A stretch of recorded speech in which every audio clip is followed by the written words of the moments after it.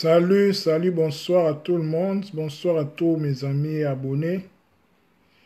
Je pense que vous allez bien. Si le son est bon, réagissez. Faites-moi signe pour que je sache que le son est bon et puis que je puisse commencer. Je pense que le son est bon. Voilà, partagez la vidéo si vous voulez, ce n'est pas une obligation. C'est juste pour faire passer les messages de ce que nous allons partager aujourd'hui, car ça concerne toute l'humanité, ça concerne tout le monde. Ça me concerne, ça vous concerne, et puis ça concerne les autres. Je pense que vous allez bien, donc le son est bon. Donc nous allons commencer dans maximum 1 minute.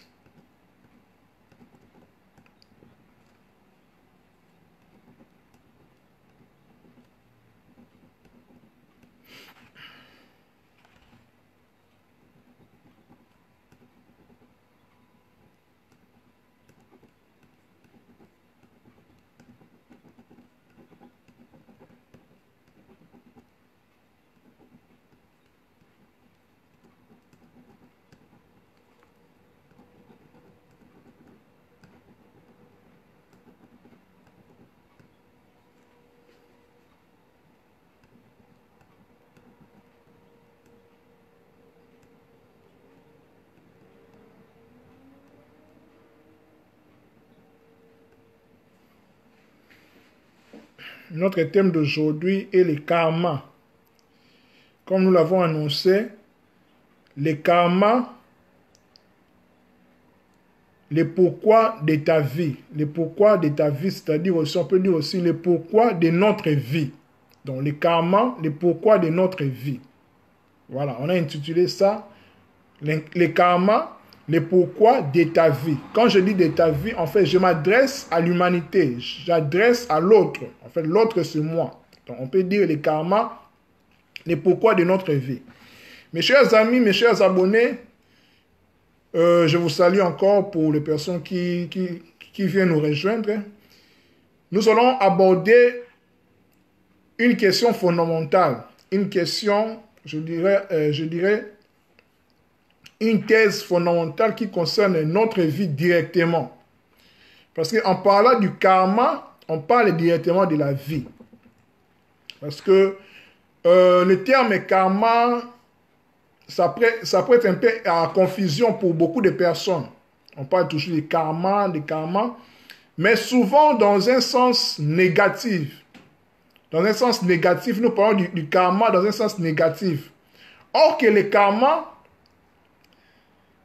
ce n'est ni bien ni mauvais. Je vais m'expliquer en fait. Parce que dans la plupart des humains, quand on parle du karma, nous voyons directement quelque chose de négatif. Or que ce n'est pas ça. Donc nous allons redéfinir les choses, nous allons éclairer les choses dans la mesure de notre connaissance, de ce que nous avons compris. Quand je dis nous, en fait, je parle de moi. Voilà, nous, dans le sens, voilà. Je nous englobe en fait. Voilà. N'hésitez pas, si vous avez des questions, n'hésitez pas à les poser. Si le son est bon, écrivez sur le bas des commentaires. Voilà. Parce que je veux que ça soit interactif. Voilà. En fait, notre thème d'aujourd'hui, comme je l'ai dit, karma, le pourquoi de ta vie, le pourquoi de notre vie. Nous allons comprendre pourquoi nos vies, pourquoi notre vie est faite ainsi, pourquoi nos vies se déroulent d'une manière ou d'une autre, en fait. Parce qu'il faut savoir que rien n'est au hasard dans l'univers. Sur la terre ici, rien n'est au hasard. Rien n'est au hasard. Tout se déroule comme prévu. Parce que comme j'aime bien le dire, la vie n'est pas, surprise d'elle-même. Vous voyez. Donc, sans plus tarder, notre thème d'aujourd'hui est divisé en... Nous allons parler de 5 points en fait. De 5 points et puis voilà. Comme un contenu, table de matière. Merci beaucoup mon frère Godet Lambert Moulamba. Je te salue. Bonsoir. Notre thème d'aujourd'hui, karma, le pourquoi de ta vie, le pourquoi de notre vie, est composé de 5, comment je peux le dire, de 5 contenus. Nous allons parler de notre vie sur terre. Donc, ta vie, enfin, notre vie sur terre. Pourquoi nous sommes ici sur terre? De pourquoi de notre vie ici sur terre. Deuxième point, nous allons aborder la problématique de la réincarnation. Voilà, parce que quand nous parlons du karma, on doit évoquer la problématique de la réincarnation que j'ai intitulée Une seule vie. En fait, nous vivons une seule vie. Vie là avec un grand V. Je vais m'expliquer. Troisième contenu, nous allons parler de l'ego. Qu'est-ce que l'ego en fait? L'ego c'est quoi? Quatrième contenu, nous allons parler de l'âme. L'âme c'est quoi? Qu'est-ce que l'âme? Et puis enfin, nous allons parler du karma. Nous allons clôturer avec du karma. Proprement dit. Proprement dit en fait. Parce que tous les contenus en fait, c'est-à-dire notre mission sur Terre, une seule vie, la réincarnation, l'ego, l'âme, tout cela fait partie du karma. Ok. Le karma, comme je vous ai dit, en fait, le karma n'est pas une connotation négative.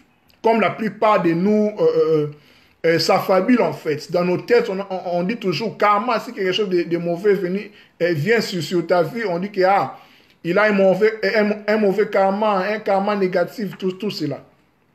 Ok, ce n'est pas vraiment ça. Nous allons le définir à la fin. Qu'est-ce que le karma? N'hésitez pas à poser des questions.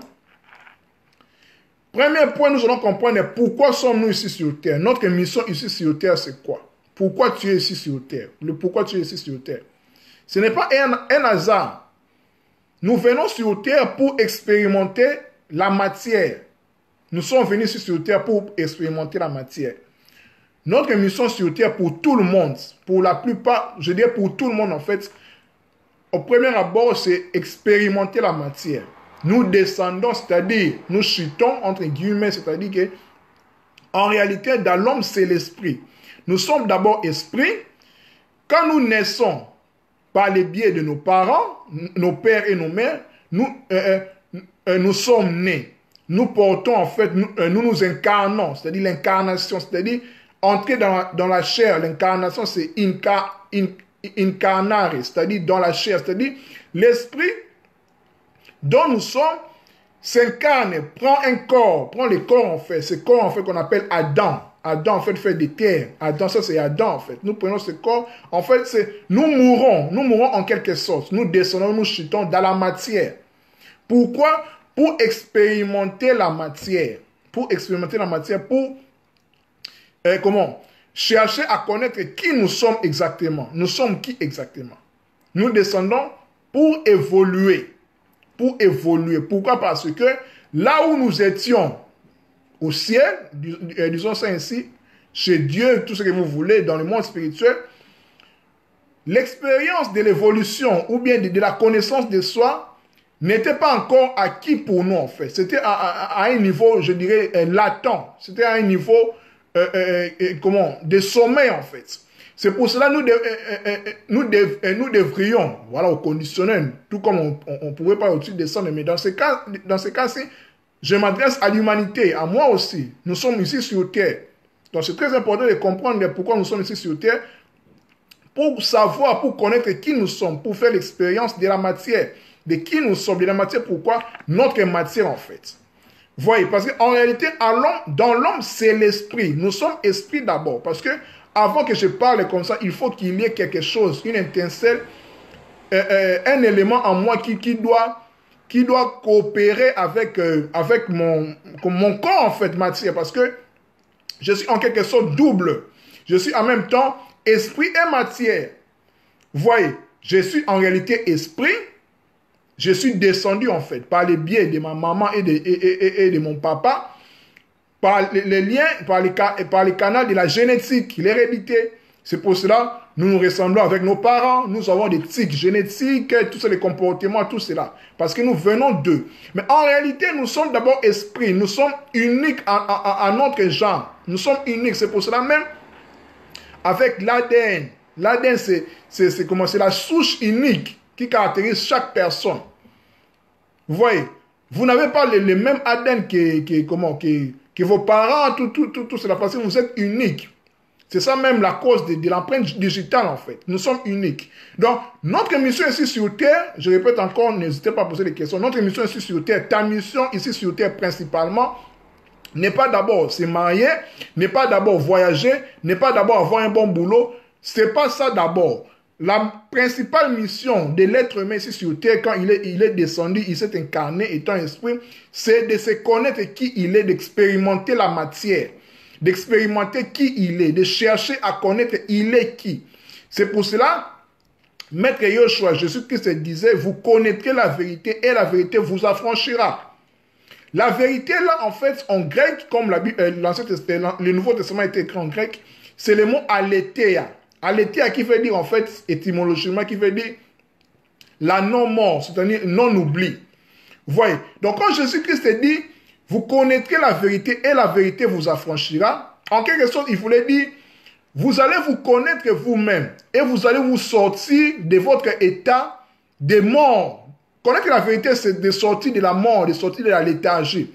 Et puis, il rajoute, et cette vérité-là vous affranchira. Les morts ne s'affranchissent pas, les morts ne sont pas libres. Quelqu'un qui est mort est embrigadé en fait. C'est pour cela, comme nous sommes incarnés comme ça, nous sommes morts. Nous sommes morts en fait. Nous descendons, nous sommes morts. Le philosophe grec Platon dit, le corps est le tombeau de l'âme. Vous voyez, donc nous descendons, nous sommes morts. Quand nous sommes conscients, nous sommes morts dans la matière. Notre corps est comme un sarcophage, comme un cercueil en fait. Vous voyez, est comme un cercueil. Mais nous devons connaître la vérité pour nous affranchir, pour se libérer, pour sortir en fait de ces cages, en fait, de ces corps en fait. Nous devons s'éveiller, nous devons ressusciter en fait. Vous voyez, donc tout se passe en nous. Vous voyez, donc notre mission sur Terre principalement, comme je vous ai dit, n'est pas d'abord voyager, marier, tout cela, mais de nous connaître qui nous sommes exactement. C'est ça la base. Parce que la liberté, c'est la sœur, je dirais, c'est la sœur jumelle de la vérité en fait. Donc, si on connaît la vérité, on est libre, on est libre. Quelqu'un qui est dans les mensonges est dans l'embrigadement en fait. Je relie la vérité à la lumière, à la connaissance. Vous voyez, quand tu ne connais pas la vérité, tu es dans les ténèbres en fait, tu es dans l'ignorance, tu es en prison. Vous voyez, c'est ça notre but principal ici sur Terre, en fait, en général pour tout le monde. Je pense que jusque-là, c'est clair, n'hésitez pas à poser des questions. Donc, je répète encore, notre mission ici sur Terre, c'est pas d'abord se marier, avoir un bon boulot, tout ce qui va avec, mais c'est d'abord, essentiellement, de connaître qui nous sommes. Quand nous allons connaître qui nous sommes, c'est maintenant là, nous allons coopérer avec, parce que quelqu'un qui a la connaissance de soi, il va maintenant savoir quand il a un bon boulot, quand il est en mariage, tout ce qui va avec, quand il vit la vie avec son environnement, il sait comment coopérer, il sait comment vivre avec les autres. Parce que quand on se connaît nous-mêmes, on a la liberté. Qui dit liberté dit amour. Parce que nous sommes amour, en nous, nous sommes parfaits. Parce que l'étincelle divine est en nous. Nous sommes des dieux en fait. Nous sommes venus ici pour nous connaître. Bien sûr, on ne se connaît pas d'un clé d'œil comme ça, d'un claquement des doigts. Non, c'est un processus d'évolution parce que la vie est une évolution. La vie est un processus d'évolution de toute la vie en fait. Vous voyez, nous commençons par l'enfance, nous avons besoin de guides, de maîtres, et puis jusqu'à ce que nous allons devenir matures, des fils. C'est toute une évolution parce que nous descendons ici dans le temps, dans l'illusion en fait, dans cet espace, je dirais, dans cet espace-temps. Vous voyez, ça c'est le premier point de comprendre, et je pense que c'est clair jusque-là, notre mission ici sur Terre. Ok. Mais ça n'empêche pas que quand on descend sur Terre, nous sommes nés, tout ce qui va avec, on comprend déjà que notre mission, c'est d'expérimenter la matière, de chercher à connaître qui nous sommes, à expérimenter la matière. Par là, maintenant, nous allons comprendre que nous avons une mission particulière par rapport à d'autres personnes. Bien sûr, nous sommes séparés, mais nous sommes aussi un. N'oubliez pas, nous sommes dans l'univers, univers quelque chose, parce que l'univers est en pleine expansion toujours. en pleine évolution. Parce que la vie est évolution. La vie est un processus d'évolution. Vers l'infini, vers quelque part. Vous voyez, quand on se connaît, quand tu te connais en fait toi-même, maintenant tu vas comprendre maintenant l'essence de ta vie. Ta mission en fait de l'âme, c'est quoi? Ton contrat d'âme, pourquoi tu es sur terre, c'est quoi exactement par rapport à d'autres? Pourquoi? Parce que tu es unique en ton genre. Tu es unique en ton genre. Par là, maintenant, nous allons aborder le thème de l'ego. Qu'est-ce que l'ego? L'ego, c'est quoi? Quand on dit l'ego, tu as un ego, tout ça, l'ego, c'est quoi? L'ego, c'est quoi? Je pense que jusque-là, c'est clair. Réagissez si vous avez des questions ou bien des ajouts ou bien des voix, des avis. Nous sommes là pour partager. Je pense que jusque-là, c'est clair. Pour le premier point, notre émission sur Terre, nous aurons compris c'est quoi. Ça nous amène directement à aborder le deuxième contenu, l'ego. L'ego, c'est quoi? L'ego, c'est quoi? Après avoir connaître qui nous sommes, essentiellement pour expérimenter la matière, connaître la vérité qui nous sommes, ça va nous pousser maintenant à se démarquer parce que nous sommes uniques en notre genre. Nous sommes uniques en notre genre. Bien sûr, nous vivons ensemble dans un environnement, dans l'humanité, dans un monde peuplé de plusieurs personnes. Mais nous sommes particuliers, nous sommes individuels en fait. Nous avons l'ego. L'ego, c'est quoi? L'ego est un mot grec qui veut dire en français « je ». Les pronoms personnels « je ». Personnel. Pronom personnel « je ». Donc, « je est ». L'ego, c'est quoi? L'ego, c'est le support de la personnalité, ce qui permet à celui-ci de se différencier des autres, d'exprimer son libre arbitre. Je répète, l'ego, qui signifie le je, en fait moi, comme aussi vous, moi, voilà. C'est le support de la personnalité. Quand je vous ai dit, c'est les pronoms personnels. Le support de la personnalité, or que le mot personnalité, vient du latin persona qui veut dire masque. C'est un masque en fait. C'est comme si nous sommes, la vie est comme une scène de théâtre en fait. On est en train de jouer en fait avec les jeux de la vie. Donc nous sommes des participants. Nous sommes des acteurs. En même temps, nous sommes aussi des spectateurs en fait. Nous allons le voir ensuite parce que nous créons aussi notre vie en fait. Donc nous sommes en même temps des créateurs, des spectateurs et des acteurs en même temps. Voilà. Donc, l'ego, c'est le support de la personnalité, ce qui permet à la personnalité de se différencier des autres, d'exprimer son libre arbitre. Donc, étant ego, étant je, tu es unique en ton genre. Tu n'as pas à jalouser, à envier d'autres personnes parce que tu es unique en ton genre. Ma sœur Judith Moulopo, tu es unique en ton genre. Ma sœur Edwige Delattre, tu es unique en ton genre. Mon frère Godet et les autres, vous êtes uniques en vos genres.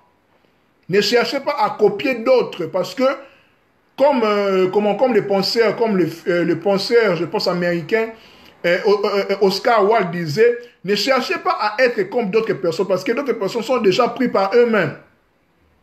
Et vous voyez, donc nous devons retrouver notre identité en nous-mêmes. Nous devons connaître qui nous sommes. C'est ça l'ego en fait. Donc c'est le support de la personnalité qui nous permet à se différencier d'autres personnes parce que je suis unique en mon genre. Je suis calé en leader. Donc même les jumeaux sont uniques en leur genre en fait. C'est ce que nous devons comprendre avec l'ego. Nous continuons. Ce qui permet, l'ego nous permet à se différencier des autres, d'exprimer nos libres arbitres, nos goûts. C'est pour cela qu'on dit que les goûts et les couleurs ne se disputent pas. Moi, Kaline a passé, mais j'ai mangé telle chose. L'autre, en fait, c'est comme ça, en fait. Donc, c'est par là, ce qui va nous pousser même à respecter d'autres, en fait. Là où ma liberté se limite, l'autre commence, en fait. C'est le libre arbitre. C'est pour cela même ça commence à engendrer, ça jaillit là. Les principes politiques, les systèmes de la démocratie, tout ce qui va avec en fait. Le respect de l'autre. La liberté d'expression. Parce que c'est l'ego en fait. Nous sommes... L'ego en fait, je suis ce que je suis en fait. Je suis ce que je suis. Je suis libre d'exprimer mon libre arbitre, mes goûts, mes capacités, mes opinions, aussi mes faiblesses. Voyez, mes capacités, mes faiblesses, mes défauts, parce que c'est mon originalité, c'est ma personnalité. Je suis comme ça, c'est comme ça, comme on dit, c'est l'empreinte digitale, c'est unique en son genre. Tu es unique en ton genre, c'est pas la peine de chercher à copier d'autres personnes. C'est pas la peine parce que d'autres personnes sont prises déjà. Ça sera une crise d'identité. Tu vas perdre ton temps pour rien. Cherche à connaître qui tu es. Comme j'avais dit pour le premier point, notre émission sur Terre, de chercher à comprendre qui nous sommes exactement. Voilà. Continuons toujours avec l'ego. Je pense que jusque-là, c'est clair. N'hésitez pas à poser des questions. Si c'est clair, nous avançons. L'ego, c'est l'outil indispensable à la prise de conscience de soi-même, c'est-à-dire de sa propre vie et de l'autonomie de la pensée qui habite celle-ci, qui habite en fait notre vie. Voyez, donc l'ego, c'est cet outil indispensable qui nous sert, parce qu'un outil, c'est ce qui nous sert en fait, qui est indispensable à la prise de conscience de soi-même. C'est l'ego qui nous permet de s'identifier qui nous sommes, de prendre conscience de qui nous sommes exactement. De notre propre vie, de l'autonomie de notre pensée qui habite en nous. Je suis libre d'exprimer mes opinions, tout en respectant la liberté de l'autre, parce que tout le monde a la liberté. Je ne peux pas enfreindre la liberté d'autres personnes. C'est pour cela, c'est ça même avec l'équilibre, parce que quand tu enfreins des lois et des principes, tu violes la justice. Parce qu'il ne faut pas oublier que nous sommes dans un monde où c'est la justice qui régit en fait. C'est pour cela qu'on dit que Dieu est juste. Dieu est juste en fait. Ce que tu moissons, tu vas payer. C'est les karmas en fait. Nous sommes en train de payer des karmas. On va les voir dans le dernier point en fait. Vous voyez. Donc l'ego c'est ça. Donc l'ego, ce n'est pas quelque chose de mauvais ou bien de péjoratif. Non. L'ego est neutre. La différence se situe par rapport à comment nous agissons, comment nous utilisons notre ego. Parce que notre ego nous sert à s'identifier qui nous sommes, à prendre conscience de qui nous sommes, à exprimer nos opinions, notre autonomie de notre pensée aussi. L'ego aussi, c'est un instrument incontournable du développement de l'être. Soulignez ça. L'ego, c'est l'instrument incontournable du développement de l'être. Donc, sans l'ego, on ne peut pas évoluer dans la matière ici sur Terre, c'est impossible. Parce que l'ego, comme je l'ai dit, l'ego, c'est le jeu. Moi, I am. Moi, en fait. Donc, c'est votre identité, en fait. L'ego, c'est votre identité. C'est l'instrument, c'est l'outil incontournable, outil indispensable du développement de votre être. Sans l'ego, vous ne pouvez pas se développer, en fait. C'est pour cela nous sommes incarnés ici. Nous venons ici sur Terre pour connaître qui nous sommes. L'ego, en fait, je suis qui? Qui suis-je? L'ego, en fait, je suis qui? Qui suis-je, en fait? Qui suis-je? Donc, moi, je suis qui?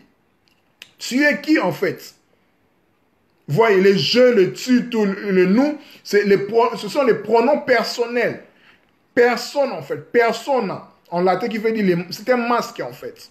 Nous sommes des qui, en fait? Continuons toujours avec l'ego. L'ego est neutre. L'ego est neutre, ça dépend de comment tu vas comment utiliser ça. L'ego est neutre. Ça dépend de la façon dont on l'utilise. Parce qu'en réalité, nous sommes d'abord neutres. Avant de définir que ça c'est bon, ça c'est mauvais, non, ça dépend aussi des opinions des personnes. Bien sûr, la dualité nous est présentée en fait. En s'incarnant, nous sommes esprits. Nous venons de l'absolu, en fait, là où il n'y a pas de contraire. Quand nous nous incarnons, nous sommes confrontés avec la dualité. Vous voyez? Pas seulement l'ego. Il ne faut pas oublier, pas seulement l'ego qui s'incarne et puis qui se réincarne. La réincarnation, nous allons l'aborder bientôt là, après l'ego, troisième point.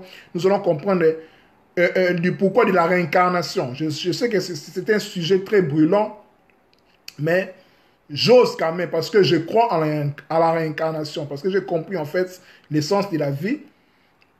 C'est voilà quoi, je suis prêt à être contredit. Voilà, si vous n'êtes pas d'accord, Nous sommes là pour partager la connaissance. Voilà. Donc, pas seulement l'ego qui s'incarne ou bien qui se réincarne, hein, car non, moi je, c'est-à-dire notre identité, en fait, notre ego, varie en intensité et en couleur, c'est-à-dire en sensibilité d'une vie à l'autre. D'une vie à l'autre.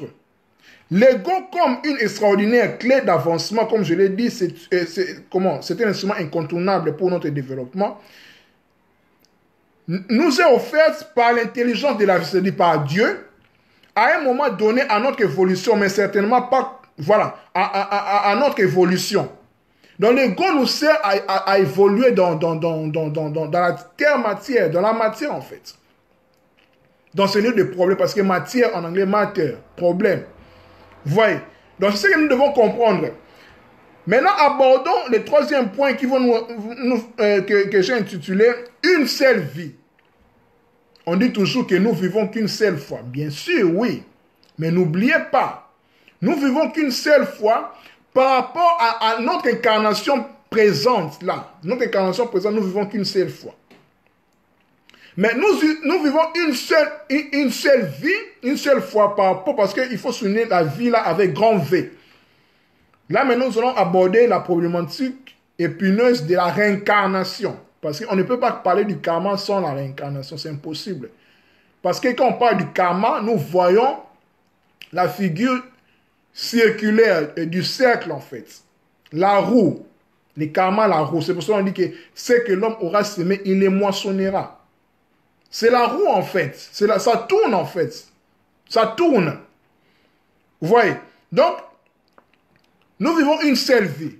C'est-à-dire, nous parlons de la réincarnation. D'abord, je vais souligner quelque chose. Je vais élever une équivoque. En ce qui concerne la réincarnation. En fait, quand nous parlons de la réincarnation, je vois, voilà, beaucoup de chrétiens, bien sûr, sont contre. Pourquoi? Parce que ce n'est pas dans la Bible et tout ça, tout ça. Mais il ne faut pas oublier que la réincarnation a été bannie par l'Église catholique vers le 4e siècle.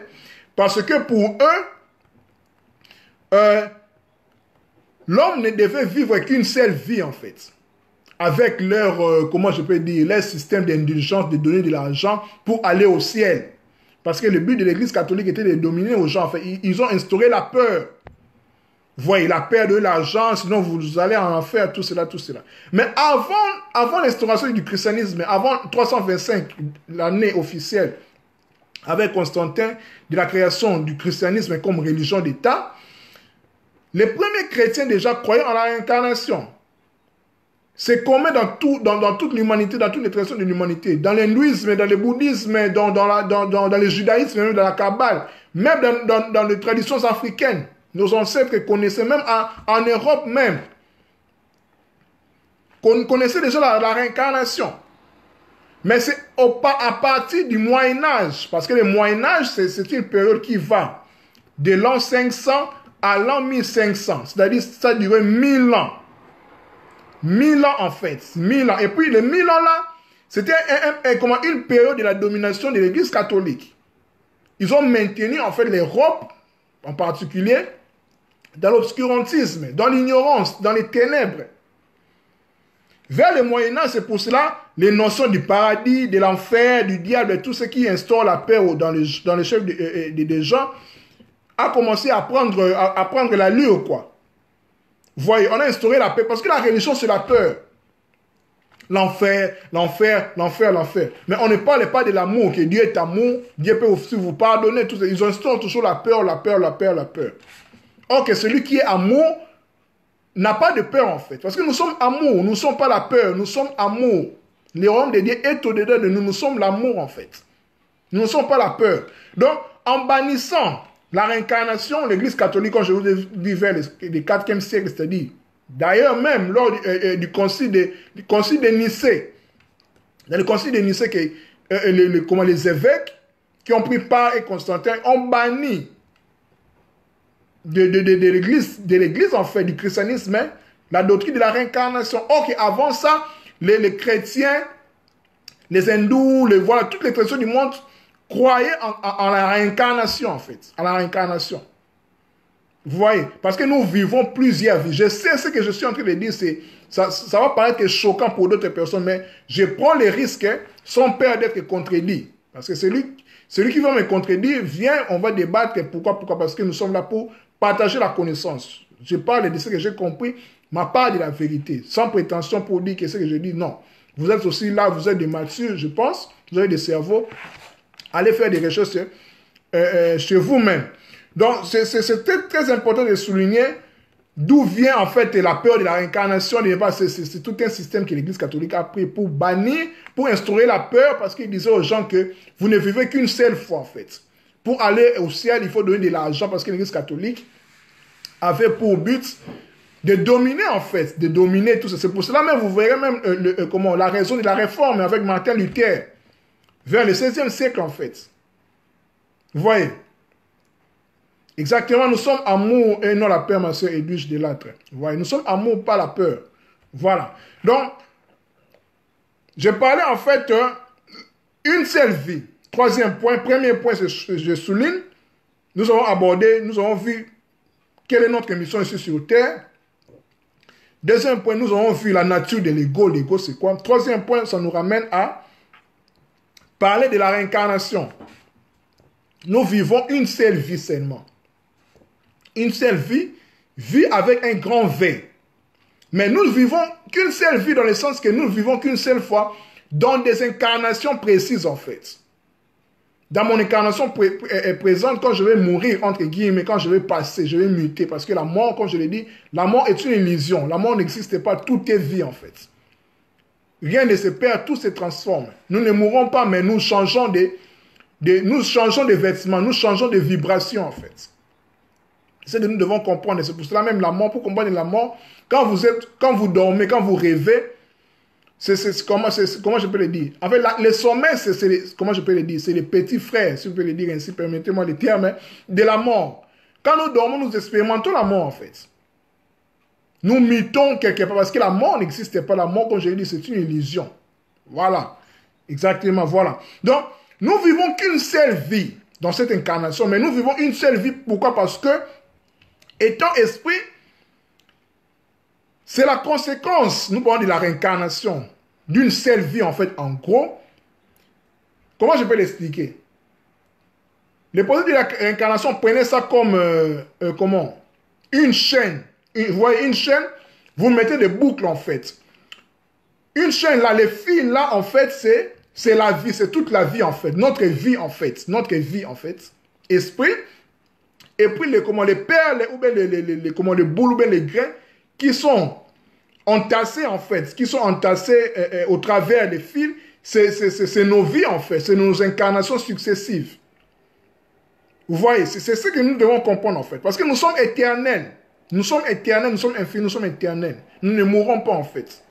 Nous continuerons de vivre, en fait. Nous allons nous incarner dans d'autres systèmes solaires, dans d'autres planètes, tout ce qui va avec, ainsi de suite. Voilà. Je disais, la réincarnation, c'est la conséquence de la loi naturelle qui pousse ce qu'on appelle globalement une âme, un esprit, en fait, à revêtir différents corps. Parce que nous sommes des âmes, nous sommes des esprits, en fait, nous sommes des âmes supérieures. Mais nous nous incarnons à différents moments, à différentes périodes du temps. Nous plongeons dans la matière, nous plongeons dans l'illusion, dans les mayas, dans les karmas, en fait. Parce que les karmas, après ça, nous allons entrer vraiment dans notre vif du sujet profondément pour parler du karma proprement dit, en fait. Mais c'était important de souligner les points que nous avons soulignés auparavant. Comme notre mission sur Terre, l'ego et la réincarnation. C'était très important pour déblayer en fait le terrain afin de parler de la réincarnation, pardon, du karma proprement dit. C'est-à-dire, je disais en fait que la réincarnation, comme je vous ai expliqué, c'est comment? C'est cette loi naturelle qui pousse à ce qu'on appelle globalement une âme, un esprit, parce que nous sommes esprits d'abord. Nous sommes esprits à revêtir différents corps au fil du temps et donc à vivre une multitude de vies dans des conditions souvent fort différentes. Posez-vous la question. Comment se fait-il que Prenons l'exemple dans la Bible même, parce que, voilà, parlons du christianisme, parce que c'est la doctrine de la réincarnation qui fait mouche dans l'échelle du christianisme. Moi-même, je suis chrétien, je suis de base chrétienne, mais avec un esprit libre. Est-ce que vous pouvez m'expliquer pourquoi dans Jean 9, cet enfant-là est né aveugle? Est-ce que vous pouvez expliquer cela? Les gens qui naissent aveugles, en fait. Les morts-nés. Un enfant est mort-né, en fait. Pourquoi? Voilà, mort-né, en fait. Voilà. Un enfant qui est né handicap, aveugle et tout ce qui va avec. Croyez-vous que Dieu est injuste? Ce sont des questions existentielles, il faut se poser, en fait. Il faut se poser, c'est très important. À vous de répondre. Donc, je disais que la réincarnation, comme je vous ai dit, c'est des processus de l'âme. Nous sommes âmes, en fait. En globalité, nous sommes âmes qui se vêtit des multitudes de corps au travers la vie, en fait. Qui plonge dans les mayas, dans l'illusion. Dans les karmas, en fait. Nous allons parler du karma bientôt, là. Dans des conditions fort différentes. C'est pour ça qu'il y a des riches, il y a des pauvres. C'est pour ça que dans la Bible, on dit que les premiers seront les derniers seront les premiers. Dans une vie, tu peux être riche, dans une autre vie, tu peux être pauvre, et ainsi de suite. Bien sûr, oui, c'est un sujet brûlant. Je sais que ça peut choquer beaucoup de personnes, mais voilà, je suis là pour partager aussi des avis contraires par rapport à ce que je suis en train de dire. Notre thème d'aujourd'hui, je rappelle, c'est les karmas, les pourquoi de ta vie, les pourquoi de notre vie, pourquoi nos vies sont ainsi. Voilà. Continuons avec la réincarnation. Le moteur de la réincarnation est l'apprentissage de la vie. L'apprentissage de la vie avec un grand V. Comme je vous ai dit que nous n'avons qu'une seule vie. Une vie avec grand V, c'est-à-dire une seule âme qui se vêtit, des corps différents au travers du temps. En fait. C'est pour ça qu'on dit que nous vivons une seule vie. On ne vit qu'une seule fois. Bien sûr, on ne vit qu'une seule fois. Cette incarnation-là, en fait, cette incarnation-là, on ne vit qu'une seule fois. Voilà. Dans le but de développer une sagesse qui mènera l'être à un état d'éveil, puis à sa libération, la cessation de ses souffrances et vers une infinie complétude, c'est-à-dire de quitter la dualité à l'unité. En fait, nous sommes dans un voyage aller-retour, en fait. Nous descendons et puis nous montons. Nous descendons, nous montons, en fait. Nous avons chuté, nous sommes morts, on est enterrés. Étant esprit, nous sommes enterrés dans ce corps. Et puis nous devons monter, nous devons nous éveiller. C'est pour cela que le but de toute la spiritualité, de toutes les religions, c'est l'ascension, c'est l'éveil, c'est le réveil en fait. L'église des réveils, vous voyez, l'église des réveils, l'éveil dans le bouddhisme, dans la tradition, quand on parle du kunaka, c'est l'ascension en fait, monter, c'est ressusciter en fait, c'est éveiller. C'est lever en fait, l'enlèvement. C'est ça notre but en fait, c'est ça notre patrie, notre but essentiel. C'est pour cela, Maître Yoshua Jésus qui se dira, vous êtes dans ce monde, mais vous n'êtes pas de ce monde. Vous voyez la nuance. Nous sommes dans ce monde, mais nous ne sommes pas de ce monde. Notre origine, notre patrie n'est pas ce monde, ce n'est pas cette matière-là. Non, parce que nous sommes d'abord esprits. Nous sommes venus ici, comme on l'a dit dans le premier point avec notre mission sur Terre, pour expérimenter la matière, pour connaître qui nous sommes exactement. Et puis, en connaissant qui nous sommes, comprendre notre mission de vie sur Terre, de vivre à chaque moment, à chaque jour, à chaque instant, notre meilleure version de nous-mêmes, en fait. Parce que l'évolution est sans fin. Nous sommes ici pour évoluer, en fait. Vous voyez? Donc, nous passons de l'étape d'imparfait vers l'étape du parfait, de l'étape du parfait vers l'étape du plus que parfait. Et puis, ainsi de suite. L'évolution est sans fin. Il faut le comprendre. Donc, c'est ça le but de la réincarnation. Le but, c'est de se libérer, en fait. De connaître un état d'éveil, de se libérer, de se cesser de souffrir vers une infinie complétude. C'est pour cela qu'on dit que Bouddha, quand il a médité, il a atteint le nirvana, c'est-à-dire la cessation de souffrance en fait. Il est devenu un bodhisattva, c'est-à-dire un maître ascensionné en fait. S'il veut se réincarner, c'est son choix en fait. C'est son choix. Pour juste faire évoluer l'humanité, C'est le but de mettre à sanctionner les grands maîtres, en fait. Les maîtres, en fait, qui ont atteint les niveaux, en fait, entre autres Jésus, les Krishna, les Osiris, tous ces maîtres-là, des grandes traditions, en fait. Et les Élie, tous ces-là. Tu vois. D'ailleurs, même Élie, Jésus qui s'est dit que Élie, l'esprit d'Élie a habité Jean-Baptiste. On parle de la réincarnation, en fait. L'Élie qui devait venir, en fait. C'était Jean-Baptiste. C'est la réincarnation. Donc, la Bible parle de la réincarnation, mais malheureusement, l'Église catholique, je répète encore, l'Église catholique l'a banni. A banni cela, en fait, vers le 4e siècle, lors du premier concile œcuménique de Nicée. Pour dominer, en fait, pour instaurer la peur, pour dire aux gens que vous ne vivez qu'une seule vie. Pour dire aux gens qu'il faut donner de l'argent pour aller au ciel. Sans quoi vous irez en enfer et puis ainsi de suite. Le but de la raison, c'est la peur. C'est pour ça que Maître Yosh disait, vous connaîtrez la vérité et la vérité vous affranchira. La religion, c'est maintenir les gens captifs, en fait. Maintenir les gens captifs, mettre la peur dans les chefs des gens. Vous voyez, c'est ce que nous devons comprendre. Je pense que jusque-là, c'est clair. 4e point, nous allons parler de l'âme. Je pense que le karma, ce sera le dernier pour le 5e point. Je pense que jusque-là, premier point, c'est clair. Notre mission sur Terre, je pense que c'est clair. 2e point, c'était l'ego. 3e point, nous allons parler de la réincarnation, que nous avons une seule vie avec grand V, mais avec plusieurs vies, en fait, à l'intérieur. 4e point, nous allons définir, nous allons voir qu'est-ce que l'âme. L'âme, c'est quoi? En fait, ce que nous devons comprendre est que ce que nous appelons âme, c'est une réalité multicouche. C'est-à-dire, l'âme est un principe constitué de plusieurs strates, de plusieurs, je dirais, de plusieurs couches, de plusieurs vibrations, qui s'interpénètrent pour générer un univers vibratoire, qu'on appelle âme, bien sûr, lequel est destiné à animer, au sens premier du terme, un organisme de chair.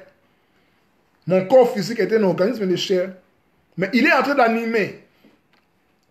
Comment? D'être animé, pardon, par une âme. Pour parler comme ça, je devais être animé. Parce que je suis un être animé, en fait. L'âme, l'animus, anima. Vous voyez? Maintenant, le concept de l'âme se résume à la combinaison. Il y a plusieurs niveaux d'âme. Il n'y a pas, comment? Il n'y a pas plusieurs âmes. L'âme n'est qu'une. Mais il y a plusieurs couches. C'est pour cela qu'on parle comment? C'est pour ça que je dis toujours que l'être humain a plusieurs corps. Nous avons 7 corps, nous avons 9 corps, nous avons corps, âme, esprit, c'est la même chose. Mais nous parlons de l'âme, en fait. C'est la même chose. C'est-à-dire, l'âme peut se voir.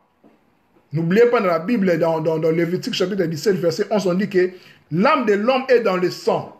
Le sang aussi, c'est une expression de l'âme. En hébreu, on dit c'est nefesh. C'est l'âme, c'est le plus bas niveau de l'âme. C'est-à-dire que notre sang, c'est l'expression de l'âme. De l'âme par rapport à l'âme là qui a besoin de manger quand il travaille, il se fatigue. Comme je parle comme ça, je suis en train de transpirer parce que c'est l'âme, c'est le sang en fait. Ça est en train de vibrer en fait parce que tout dans la création, c'est la vibration. Donc, quand on a besoin de, voilà, comme tous les besoins en fait qui permettent à l'être humain de se satisfaire en fait, qui ne nous diffère pas avec les animaux, les sangs, c'est une âme en fait. Le sang de l'être humain, c'est dans la l'âme de l'être humain, c'est dans la chair, selon Lévitique chapitre 17, verset 11, vous pouvez le lire. Deuxième niveau de l'âme, c'est l'âme au niveau de, l'âme au niveau de ses émotions. Au niveau de ses émotions, on parle de l'âme en fait, on parle de, comment je peux le dire? On parle de, des émotions en fait. On parle du souffle en fait. On parle du souffle, de l'animus. Vous voyez, de l'animus en fait, de la psyché. Vous voyez, de la psychologie, tout ce qui est mental, tout ce qui est émotionnel. Ça fait partie aussi de l'âme.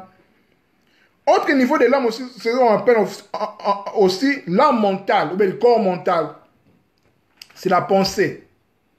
La pensée et puis tout ce qui va avec. Et puis on parle de l'âme causale. L'âme causale, c'est en fait, c'est le plus haut niveau de l'âme. C'est le plus haut niveau de l'âme, c'est-à-dire c'est la cause en fait. C'est là où même se forme notre karma quand nous nous incarnons au travers des incarnations. Vous voyez? Donc l'âme a plusieurs couches.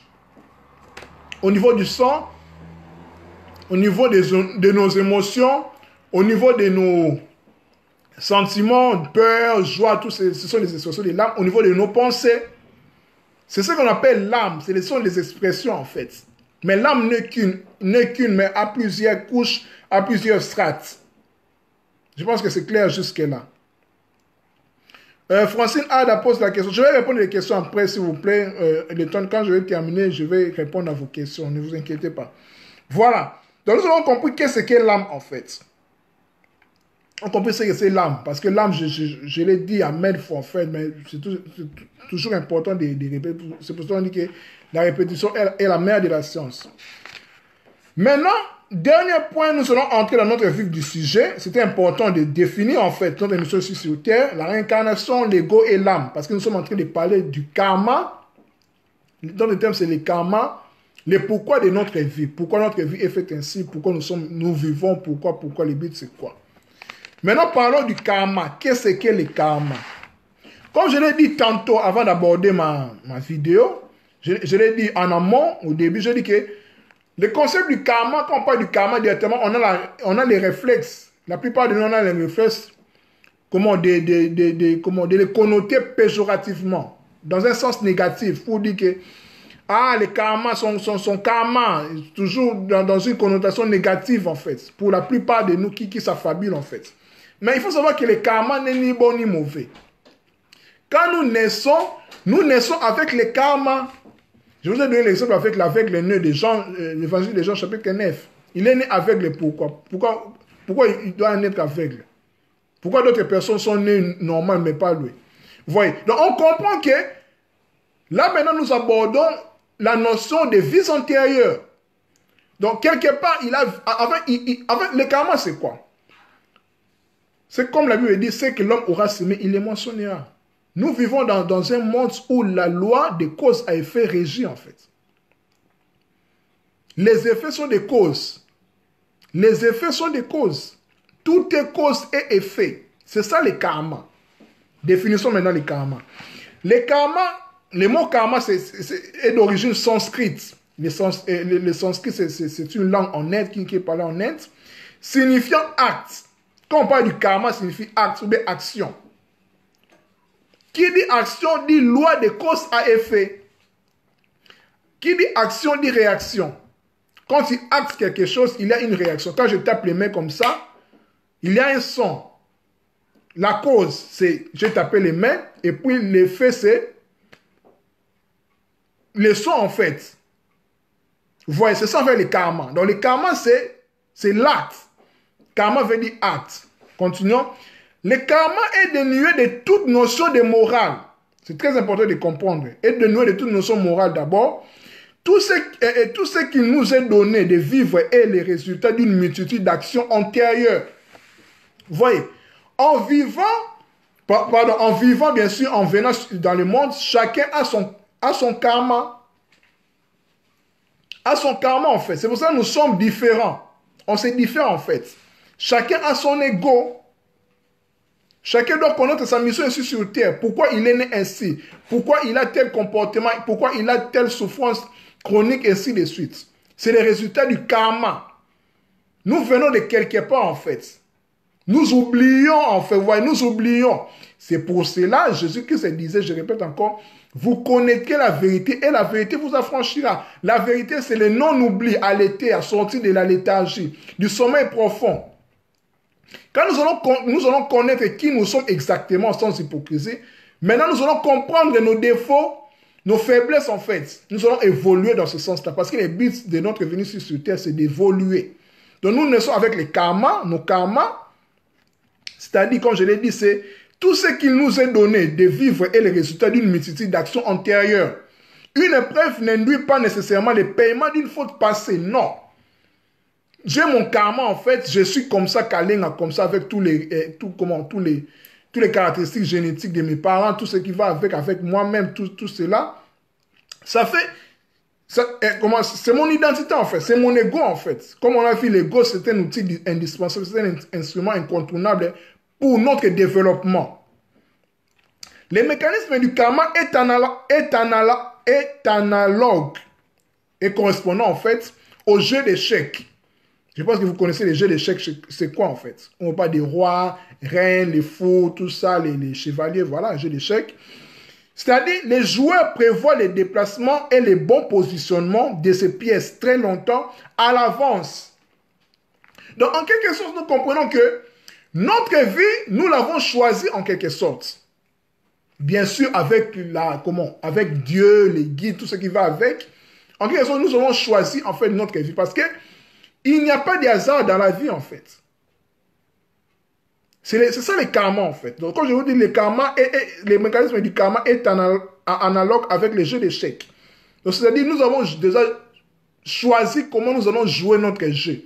Comment notre vie sera en fait. Nous avons déjà choisi. Mais en venant sur terre, on a oublié en fait. Pourquoi? Par la matière, parce que c'est une prison. Nous sommes esprits, notre esprit est libre. C'est pour ça que l'esprit a toujours besoin de la liberté, de connaître la vérité. On ne peut pas être libre sans la vérité, c'est impossible.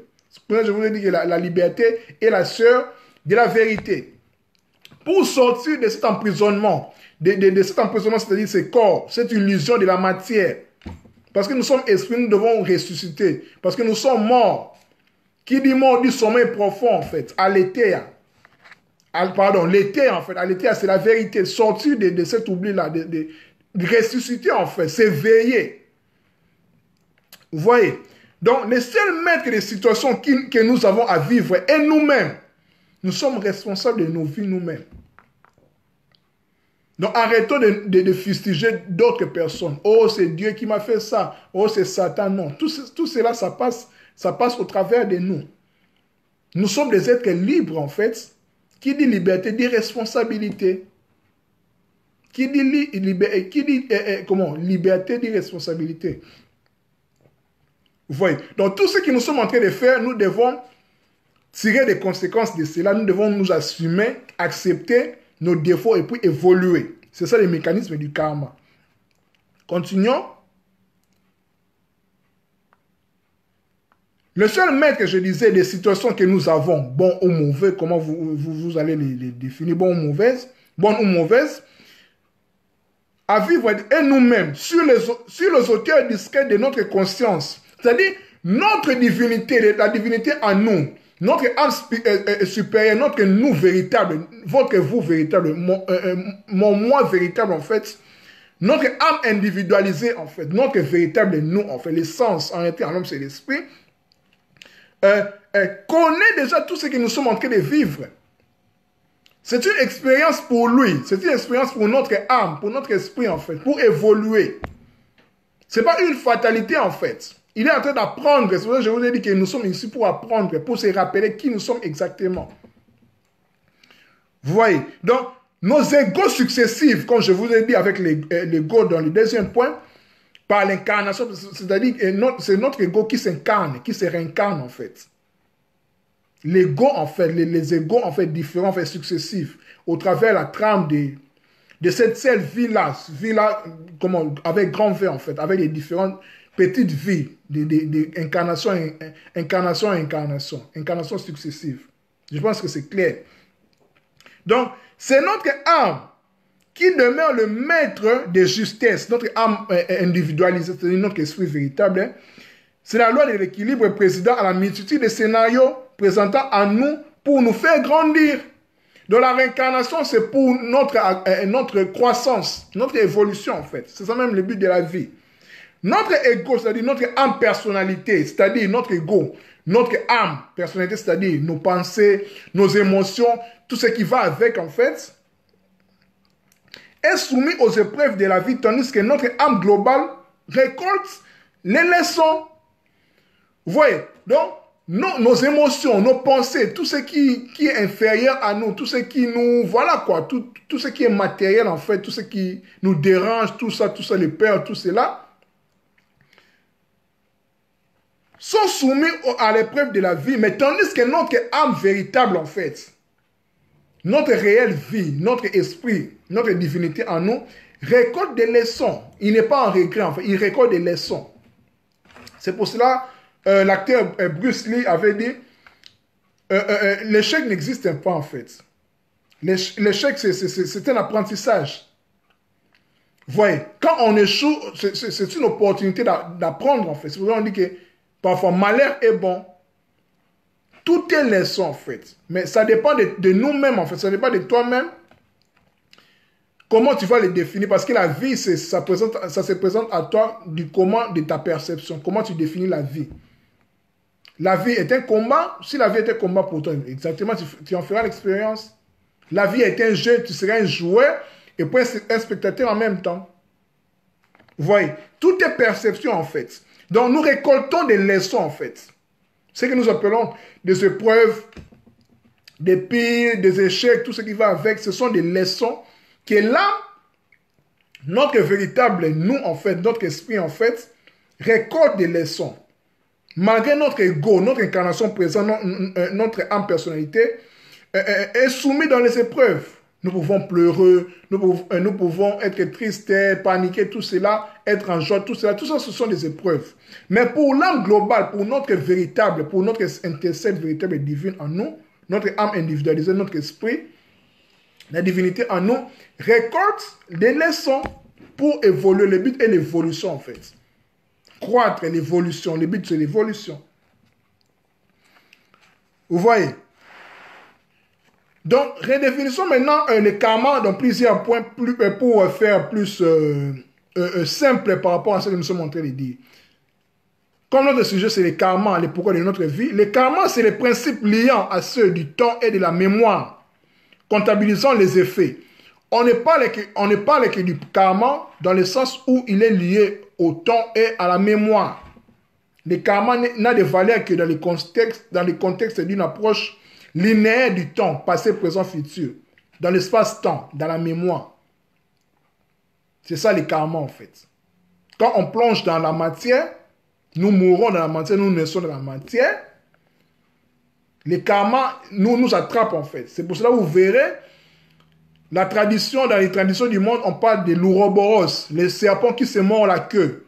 Nous sommes dans un cercle en fait, le karma, la roue en fait. Nous sommes en train de tourner. La roue cosmique, la roue karmique, si vous voulez. Quand nous entrons, qui rappelle même les zodiaques, quand nous entrons, nous sommes enfermés par ces serpents-là qui se mordent la queue. Le but est de sortir. C'est pour ça qu'on parle de nirvana, de l'éveil, pour ne plus se réincarner en fait. De retrouver sa divinité en fait, le Dieu qui est en toi. Donc, le karma, c'est le résultat d'une mémoire, soit collective ou personnelle. Le karma peut être collectif ou personnel. Le karma d'un peuple, d'un pays, et puis ainsi de suite. Mais ici, nous parlons plus du karma personnel. Le karma, c'est notre banque de données, notre bagage spirituel profonde dans notre atome germe. L'atome germe, c'est ce qui se situe dans notre cœur. On dit que c'est un disque dur qui se situe dans notre cœur, qui enregistre tout, en fait, au travers des incarnations successives. Le karma, c'est le mélange de la quintessence et des impurités sécrétées par notre âme au fil des existences, soit bonheur ou malheur, crédit ou déficit. Il faut composer avec cela dans le monde de la dualité. Dans l'absolu, étant absolu, nous entrons dans la dualité. Étant esprit, nous entrons dans la matière. Donc, c'est ce mélange-là des impurités de notre âme au fil des existences, en fait. Voilà, le but toujours est d'apprendre, d'évoluer, de tirer des leçons. Le karma, c'est la courroie de transmission qui nous permettent à s'incarner. Étant absolu, étant esprit, nous nous incarnons en fait. Quand nous incarnons, nous incarnons avec le karma en fait. Comme je vous ai dit, le karma c'est comme comment je l'ai dit, le mécanisme du karma c'est analogue avec les jeux d'échecs. Vous voyez, quand nous nous incarnons, nous avons le karma en fait, qui fait notre identité, notre ego. Enfin, le karma c'est les montées divines par lesquelles les âmes apprennent à grandir. En révélant ce qu'on a semé de lumineux comme obscur. Vous voyez, quand nous descendons ici dans la matière, tout ce que nous sommes, nous l'avons hérité de quelque part d'où nous venons en fait. Dans nos vies antérieures. C'est pour ça que nous allons voir en fait, il y a des inégalités apparentes. La vie est parfaite en fait. Dieu est juste. Dieu est juste. La vie est juste en fait. Ça fait partie de la vie. La vie est juste, c'est comme ça. Chacun, nous sommes venus ici pour apprendre, pour évoluer. Il n'y a pas de fatalité. Nous sommes en train d'évoluer. Des épreuves, des échecs, des morts, des pertes, tout cela, ça doit nous servir de leçons pour évoluer en fait. C'est pour ça qu'on dit que la vie, il y a les hauts et les bas. Parce que nous sommes dans la dualité. Nous devons coopérer avec la matière, avec matière, les problèmes, pour retrouver notre unité, notre unicité, notre absolu. Parce que nous sommes absolus, nous sommes divins, nous sommes amour. L'amour bannit la crainte. L'amour bannit la crainte, comme la Bible le dit. L'amour bannit la peur. L'amour bannit tout ce qui nous régresse, nous rétrograde en fait. Parce que nous sommes amour, Dieu est amour. L'amour est illimité, l'amour est vrai, l'amour est libre. Et puis ainsi de suite. Donc voilà mes chers amis, mes chers abonnés, toutes les personnes qui ont pris leur temps à me suivre, merci beaucoup à vous. Donc notre thème d'aujourd'hui était le karma, le pourquoi de notre vie, le pourquoi de ta vie, de ma vie. Donc nous l'avions abordé en 5 points. Nous avions abordé notre mission ici sur Terre, l'ego, la réincarnation, qu'est-ce qu'est l'âme, et puis nous allons parler du karma proprement dit. Donc, je pense que nous allons nous arrêter là. Nous allons parler de ce que nous devons parler, essentiellement. Donc, si vous avez des questions... Mais avant de clôturer, je vais lire quelques commentaires, voilà. Ma soeur Edwige Delattre dit, nous vivons des vies successives dans la vie, exactement bien dit. Voilà, dans la vie avec grand V, voilà. Ce sont les stigmates de ces vies passées, voilà, cause à effet. Si par exemple un enfant naît aveugle, si je peux l'exprimer comme cela, voilà, on peut changer le karma. On peut, comment je peux le dire? On peut changer le karma dans le sens où nous devons être conscients. Nous devons être conscients parce que le karma, comme je l'ai dit, ça nous sert à évoluer. Ce que l'homme aura semé, il les moissonnera. Quand tu moissonnes à ça, prochainement, tu ne dois pas tomber dans cette même erreur-là. Parce que tout ce que nous sommes en train de faire, en bon ou en mauvais, on a une récompense. C'est comme ça, en fait. Donc, on peut changer le karma dans le sens où nous devons nous améliorer. Nous devons nous repentir. Voilà. Changement de mentalité, renouvellement de l'intelligence. Repentance, retournement de qui nous sommes, les retournements. Les retournements, en fait. De chercher qui nous sommes, de retourner. Nous sommes amour, comme je l'ai dit. Merci vraiment de nous éclairer, éveiller, je partage ton pensée. Merci beaucoup ma soeur Edwige Delattre. Donc voilà, le but c'est de propager ce que nous avons compris, de partager la connaissance, de parler des questions existentielles. Voilà, c'est un peu ma passion, voilà, si je peux le dire ainsi. Donc voilà, nous nous arrêtons là.